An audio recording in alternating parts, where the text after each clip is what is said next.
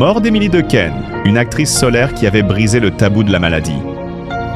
L'actrice belge, visage familier et adoré du grand écran, a succombé à un cancer rare ce dimanche 16 mars.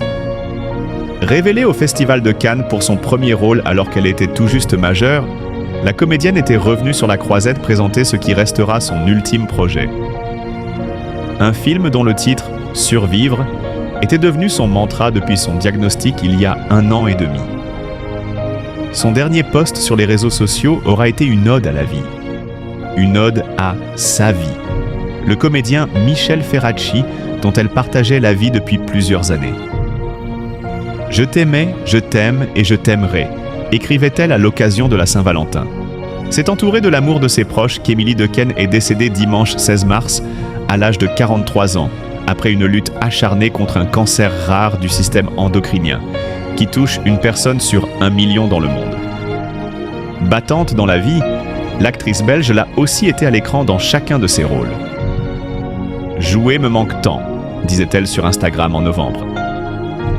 3 mois plus tôt, Emily Dequesne annonçait devoir se concentrer à nouveau sur sa santé après un retour du cancer agressif diagnostiqué à l'été 2023.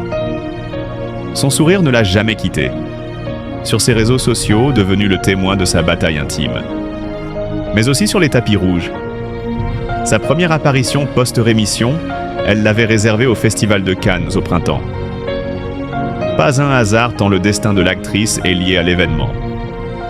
C'est sur la croisette que tout a démarré pour elle. Premier casting, premier rôle. Emily Dequesne avait tout juste 18 ans lorsqu'elle a reçu des mains de Johnny Hallyday le prix d'interprétation féminine pour Rosetta des Frères Dardenne en 1999, aussi lauréat de la Palme d'Or cette année-là. Ce qui s'est passé il y a 25 ans a été un choc pour ma famille. Ce qui s'est passé 25 ans plus tard a été un choc pour ma famille. Réagit-elle sur le plateau de C'est à vous, Nouvelle Fenêtre, en pleurs en revoyant son discours de l'époque. Ce personnage de jeune femme précaire se battant pour trouver un travail sera suivi par d'autres héroïnes marquantes. Sa filmographie est riche de près de 50 films au ton très différent. Je ne veux pas être cataloguée dans un genre, je change de tête à chaque fois.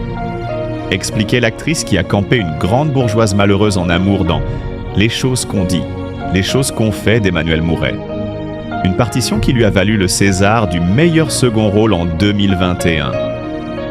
Emily Dequesne a été une comtesse face à Samuel Le Bihan et Vincent Cassel dans Le Pacte des loups pour son deuxième projet, 2001.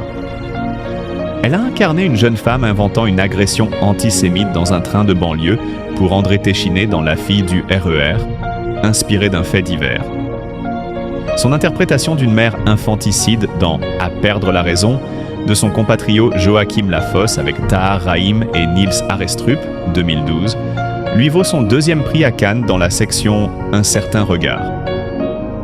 10 ans plus tard, elle joue une mère brisée par la mort de son adolescent dans Close de Lucas Dont, Grand Prix du jury en 2022. Décrite par ses proches comme fonceuse et déterminée, la comédienne née le 29 août 1981 n'a jamais oublié d'où elle venait. J'ai reçu une éducation ouvrière dans le respect du travail bien fait, assurait celle qui disait aussi ne pas aimer les différences sociales ou culturelles. J'ai été élevé dans une famille où on mettait tout le monde au même niveau, tous des rois. Zrenia, rappelait-elle à la sortie de Pas son genre, 2014, où elle campait une coiffeuse provinciale amoureuse d'un prof de philo parisien. Une histoire d'amour mise en scène par son compatriote Lucas Belvaux, qui louait son empathie et sa proximité avec le personnage. Une dernière apparition dans Capitaine Marlowe. Son ascension éclair au cinéma n'aura été que la suite, la logique d'une vie marquée par la précocité. À 2 ans, je parlais comme une adulte. À 8, maman me mettait dans un cours de théâtre parce que je chantais sur les tables. Racontait celle qui a passé ses premières années dans la province belge du Hainaut, où il fallait faire 25 km pour aller voir un film. À 20 ans, elle devenait mère à son tour. Emily Dequesne fourmillait de projets avant d'être rattrapée par ses soucis de santé. Je préfère ne pas encore en parler parce qu'il faut que tous les voyants soient au vert. Je vois un médecin tous les 2 mois, je ne rigole pas avec ma santé. Je ne commencerai pas le film s'il n'est pas certain que je puisse le finir. nous disait-elle en juin 2024 au moment de la promotion de Survivre, son ultime long métrage au titre symbolique.